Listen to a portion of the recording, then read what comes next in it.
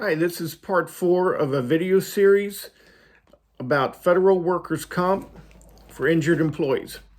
Part 4 is about the 5 things that you need for a claim to be accepted under FECA.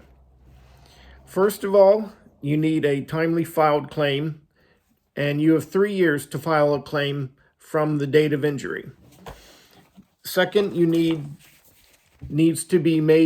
claim needs to be made by a federal civil employee. Third, you need to establish fact of injury, which has both a factual and medical component. Factually, the injury, accident, or employment factor alleged must have actually occurred, which means you may actually have to prove that you got hurt at work. And this is where a witness may be of help for this situation, which I mentioned in one of my other videos. Medically, a medical condition must be diagnosed in connection with the injury or event. This is where those CA-20 forms become very important, because this is where your doctor will be putting a diagnosis for your medical condition. And that diagnosis has to be related to your injury. Number 4, establish performance of duty. The injury and/or medical condition must have arisen during the course of employment and within the scope of compensatable work factors.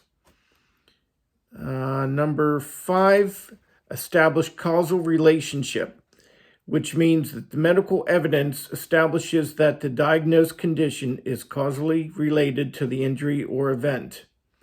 So you will have to prove with medical evidence that your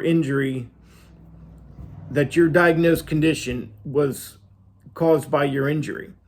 So an X-ray, an MRI, something like this that points to the problem and diagnosis. And this is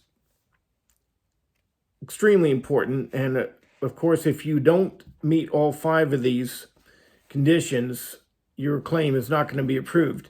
When you file a CA-7 initially, a CA-1 or a CA-2 initially, if you don't meet all 5 of these requirements, you will get a letter from the Department of Labor, which will say that your documentation has been received and reviewed and is insufficient to support your claim and they will tell you exactly what you didn't prove.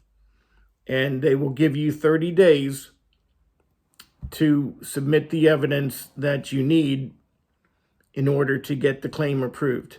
This is the only nice thing that the Department of Labor will do for you. Okay, this won't happen a second time. If you submit your evidence and it's still not good enough, your claim is going to end up denied.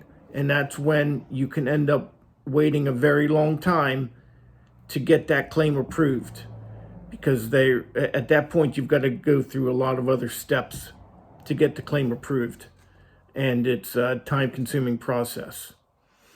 So those are the 5 things that need to be met, and they are all very important, and you may need to even